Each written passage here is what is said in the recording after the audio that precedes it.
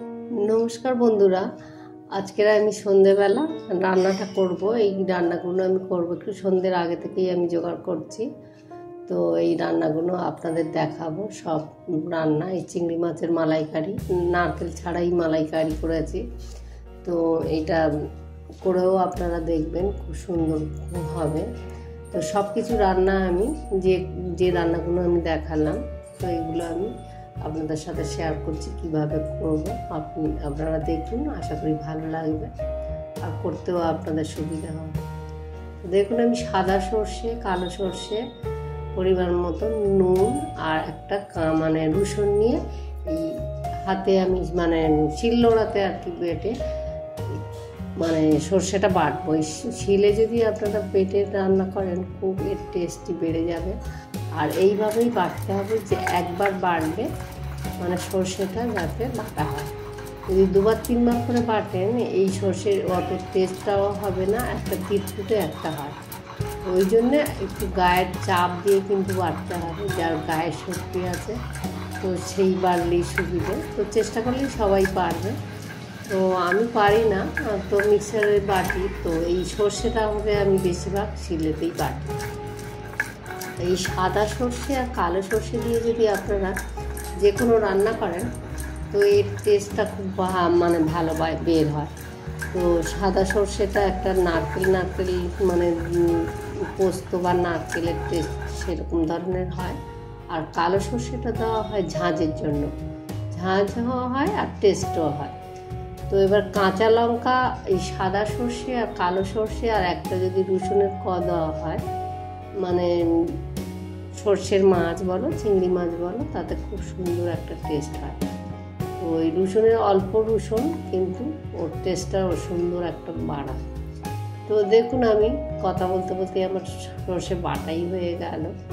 তো সর্ষেটা এইভাবে একদম এক পিছুনিতে একদম চন্দনের মতন হয়ে যাবে।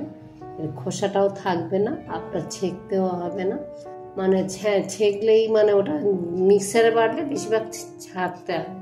সেই ছাঁকার জন্য আমি ছাঁকবো না, বা তেতো হবে না, বারবার গোড়ালে তেতো হয়। মিক্সারে বাটলে এটাই হয়। তো ওই জন্য আমি শিলেতেই বাটি, সর্ষে বাটি। তো কম জিনিস বাটা হয়, ওর জন্যই শিলে বাটলেই ভালো। তো আমার সর্ষেটা বেটে নিলাম, সব আমি জোগাড় করে নিচ্ছি। তো আমি এসে বারান্দাতে বসে, ওইখানে কল আছে, আমি কলমি শাকগুলো আগেই ধুয়ে রেখেছিলাম। তো এই কলমি শাকটা একটু ফ্রিজে ছিল, তাও একটুখানি তাও তাজা আছে। একটু এক একটা পাতা হলুদ হয়ে গেছে। কিন্তু শাক আমাদের রাত্রে হোক আর যখন হোক, আমরা শাক খেতেই ভালোবাসি। তো দেখুন, শাক কাটা হয়েছে। এদিকে শাক কাটছিলাম, আমার মেয়ে চা করে নিয়ে এসছে। দেখুন, এইরকমই আমরা পাতলা পাতলা চা খাই। তো আমি বললাম যে আমি এত কাজ করছি, তুই একটু চা করে আন। তো ওই জন্য লিকার চা, আমরা লিকার চাটাই খাই আমরা। তো এই লিকার চাটা আমরা খাচ্ছি সবাই মিলে। তো আমরা সবাই এখানে বারান্দাতেই আছি। তো চাও খাওয়া হচ্ছে আর শাকও কাটা হচ্ছে। তখন সবে সন্ধে হয়ে এসছে। তো আর উচ্ছে পাতা, আমি এই ছাদে থেকে উচ্ছে পাতা তুলে নিয়ে এসেছিলাম। আমাদের ছাদ বাগানেই সব টুকটাক জিনিস দিই। তো ওই টবের মধ্যেই হয়েছে। তো চালের গুঁড়ো আর বেসন, একটু ময়দা, এরকম দিয়ে কর্নফ্লাওয়ার থাকলে দেবেন, বা না হলে ময়দা দিতে পারেন। এটা সুন্দর একটা মচমচে থাকবে, নরম হবে না। এই বড়াটা যে কোনো বড়া করেন, এরকমই সব কিছু দিয়ে যদি চালের গুঁড়ো দিয়ে করেন, আর গরম গরম খুব সুন্দর খেতে লাগে।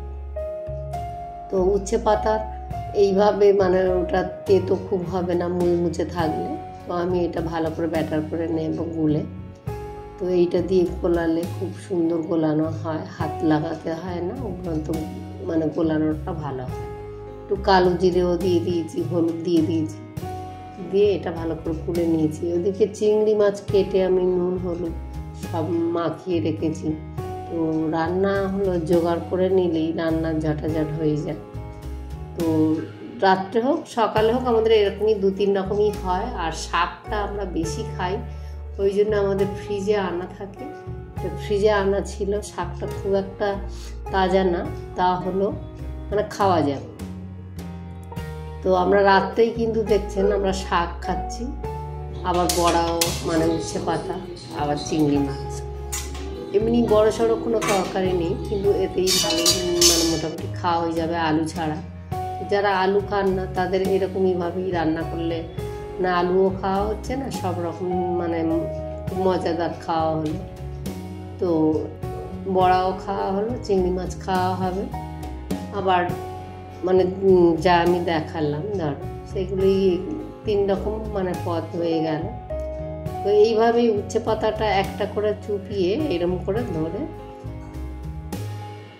করে ধরেই একটা করে, মানে বেশি পাতা দিলে তেতো হয়ে যাবে, ওই জন্য অল্প পাতা দিচ্ছি। তো এরম ধরে ধরে চুপিয়ে, আর বেসনগুলো একটু ঝেড়ে ঝেড়ে নেবো, বেশি বেসন দিলে ভালো হবে না, দেখতেও সুন্দর লাগছে। বোটাটা তো মানে পাতার বোটাটা একটু থাকতে হবে, আর ওইটা ধরেই বেশ চুপিয়ে এরকম করে কড়াতে আমি ভেজে নেব। তো শাক ভাজা এই তেলেই আমি করে নেব, কেননা এটা তো তেতোটা তো অতটা বার হবে না, আর শাক যদি সামান্য তেঁতুটা হয় কোনো অসুবিধা হবে না। এই তেতো তেলটাও কোনো জিনিসে দেওয়াও যাবে না। তো ওই জন্যই আমি আগে বড়াটা ভেজে নিচ্ছি, ওগুলো আমি জোগাড় করে নিচ্ছি, আর এইগুলো আমি বড়াটা আগে করে নিচ্ছি। তো এরকম অল্প অল্প পাতা দিয়ে যদি আপনারা বাচ্চাদেরও এই বড়াটা দেন, তো তাদেরও কোনো তেতো লাগবে না, খেতেও ভালো লাগবে, মুচমুচে হবে। আর ঘরের তো জিনিস, ঘরের জিনিসই প্লেন মানে পরিষ্কার তেলের মানে বড় কথা হলো, এটা খেলে কোনো অসুবিধা হবে না, আর সাদা তেল। তো এই করে আমি অল্প অল্প করেই পাতা দিয়েছি, 2-3টে পাতা দিলে একসঙ্গে অনেক তেতো হয়ে যাবে।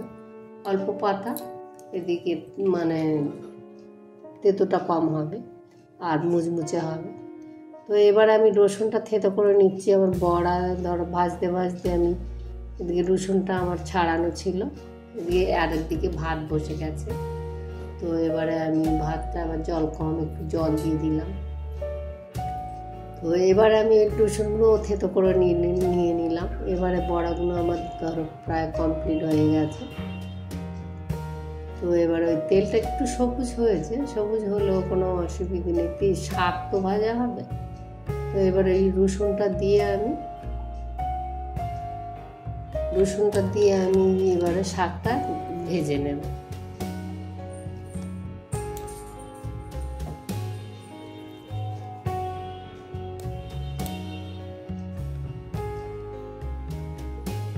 তো আমি এবারে একটা গোটা আমি শুকনো লঙ্কা ফাটিয়ে নিলাম। তো দিয়ে এবার আমি শুকনো লঙ্কার সঙ্গে এবারে রসুনটা ভেজে নেব। কিন্তু রসুনটা আমার ভাজাটা একটু হতে হবে, মানে কাঁচা রসুনে দিলে অত সেন্ট পার হয় না। তো হালকা ভাজা হতে হবে, বেশি পোড়ালে আবার সেই রসুনের একটা বিষ হয়ে যায়। রসুন বেশি পোড়াতে নেই, তো তবু একবার কাঁচা দিলেও সেটা আবার মানে রসুনের সেই গন্ধটা বেরোবে না। তো আমরা এই কলমি শাক হলে বেশি গোড়ার মানে ডাঁটাগুলো দিই না, পাতাগুলোই দিই। তো এই পাতাগুলোতেই এত হয়ে গেছে, তার মানে অনেকটাই শাক ছিল। তো আমরা যদি ওই গোড়ার ডাঁটাগুলো অনেক সময় অন্য সবজির সাথে আমরা চচ্চড়ি করে থাকি। তো আমি বড় কড়াই আমি ভাজা করছি, যে যাতে শাকটা অনেকটাই বলে। তো আমাদের যতই বেশি শাক হোক না কেন আমাদের অসুবিধা হয় না, আমরা সব খেয়ে ফেলি। শাকটা বা তেতো আমাদের খুব পছন্দের খাবার কিন্তু। তো আপনারাও খেতে পারেন, এটা শাক জিনিসটাই সব ডাক্তাররাও বলে বা আমরা নিজেরাও জানি যেটা, যে শাকটা খাওয়া ভালো, পেট পরিষ্কার রাখে। আর এমনি যাতে ধরো সুগার থাকে বা সবজি খাওয়ার দরকার, এইগুলো খেলে পেটটাও ভরবে আর শরীরেরও উপকার। তো এই বড় কড়াতেই আমি ভাজছি, কেননা অনেকটাই শাক একটু জল টাইপের হয়ে গেছে, শুধু তো পাতা, তো ওই জন্যই একটু খুলে এবার ভাজবো। তো আমার প্রায় শাক ভাজা হয়ে গেছে। এবার আমি শুকনো লঙ্কা কাঁচা লঙ্কা আমি দিয়ে দিলাম। এবার ভাজার পরে যদি লঙ্কাটা দেন, একটা গন্ধ গন্ধ থাকে, কাঁচা লঙ্কার গন্ধ একটা সুন্দর খেতে লাগে, আর লঙ্কাটা বেশি লাল হয়ে যায় না, আর খাওয়ার সময় ভালো লাগে। তো আগে থেকে দিলে শাকে মানে লঙ্কাটা সিদ্ধ হয়ে গেলে ওই লঙ্কাটা খেতে অত ভালো লাগে না। তো শাক একটু নরম নরমই হলে বেশ ভাতের সঙ্গে খেতে বেশ ভালো লাগে। তো এইরকমই নরম শাক অনেকেই পছন্দ করে, আর অনেকেই একেবারে কড়কড়ে ভাজা খেতে পছন্দ করে, কিন্তু আমরা একটু নরম শাকটাই পছন্দ করি, যাতে শাকটা সিদ্ধ হয় আর ভাতের সাথে বেশ মেখে খেতে সুবিধা হয়, আর টেস্টটাও হয়। যে কোনো জিনিস যদি শক্ত থাকে অত টেস্টটা থাকে না। তো দেখুন আমি এবারে চিংড়ি মাছগুলো এবারে কিভাবে করছি। শাকটা তো রান্না হয়ে গেল, তো এবারে আমি চিংড়ি মাছটা করবো। বড়াও হয়ে গেছে, কত তাড়াতাড়ি, মানে 3 রকম রান্না আমার খুব মানে একটু জোগাড় করে নিলেই কত তাড়াতাড়ি রান্না হয়ে যাবে। তো আমরা সন্ধ্যে রাত্রিরেই খাই, তার জন্য আমরা সর্ষেও খাচ্ছি, এদিকে শাকও খাবো, আবার উচ্ছে পাতার বড়া। তো এরমভাবে আমরা খাই, কিন্তু বেশি রাত করে এগুলো খাওয়া উচিত না। কেউ যদি রাত্রে খান কিন্তু একদমই এইসব খাবার খাবেন না, আমি বলেই দিচ্ছি যে আমরা এটা সন্ধ্যে রাত্রিরে খাই। 8টা-9টার মধ্যে যদি খাই তো তারপরে আমরা শুতে 11টা-12টা বেজে যায়, তো তখন আমার মানে অবভিয়াসলি আমার হজম হয়েই যাবে। তো এবারে দেখুন আমি শুকনো লঙ্কা, ওই যে আমি সর্ষে বেটে রেখেছিলাম, একটু অল্প ধনের গুঁড়ো, একটু শুকনো লঙ্কার গুঁড়ো, হলুদ, তেল সব দিয়ে আমি কিন্তু মেখে নেব। পুরো এইটা মেখে নিলে দেখছেন মাখাতেই মনে হচ্ছে যেন রান্না হয়ে গেছে। তো এই মেখে নিলাম সব কিছু দিয়ে, আর কিন্তু সর্ষে যখন নেবেন তার সঙ্গে একটু নুন নেবেন, সামান্য মিষ্টি দিয়েও দিতে পারেন বা পরে দিতে পারেন। তো আর রসুনটা তো দেখালাম। তো এবার আমি বাটিটা ধুয়ে আর একটু জল দিয়ে দিলাম সামান্য। তো এই ভাপাটা আমি কৌটো করে করছি না, কৌটো করতে গেলে অনেক সময় ঝামেলা, আর করাই হয় না, কে আর ভাপা করে। তো যদি পরিমাণ মতন মানে ঢাকনাটা, যাতে যে ঢাকাটা আপনারা কড়ার মধ্যে দেবেন সে কিন্তু ঠিকঠাক চাপা যদি হয়, আর কৌটোর মধ্যে দিয়ে ভাপা করতে হয়। তো আমি 2টো কাঁচা লঙ্কাও ভেঙে দিয়ে দিলাম, দিয়ে আমি এবারে থালাটা এমন ঢাকা দেব যে একদম হাওয়া পাস হবে না। তার মধ্যে একটা ভারী কিছু আমি পাথর দিয়ে দিলাম, একদম লো ফ্লেমে আঁচটা দিয়ে দিলাম, গ্যাসটা দিয়ে আমি পুরো ঢাকাটা দিয়েছি। তো আমি 10-15 মিনিটের মতন রেখে দিয়েছিলাম, দিয়ে আমি ঢাকাটা খুললাম। তো দেখছেন আমার ফুটছে, একদম প্রায় হয়ে এসছে। তো আর একটুখানি সময় রেখে একটু জলটা আর একটু টেনে যাবে, গেলেই দেখেন একদম হয়ে গেছে। হয়ে যাওয়ার পরে আমি একটু কাঁচা তেল দিয়ে দিলাম। এই যে কাঁচা তেল আর এই যে সর্ষেটা, তো খুব দারুণ ফ্লেভার হয়। আর ভাতে যদি খাওয়া হয় বা রুটিতেও আপনারা খেতে পারেন, কিন্তু খুব দারুণ একটা টেস্টি হবে। বুঝতেই পারছেন রান্নাটা কেমন হয়েছে। তো আমি গরম ভাতও করা হয়েছে, তো আমি ভাতের সাথেই আমি সব দিয়ে দেব। তো সবাই আমরা এই রাত্রেই তো ভাতই খাবো, আপনাদের বললাম। তো আমি ভাত বেড়ে নিচ্ছি সবার জন্য।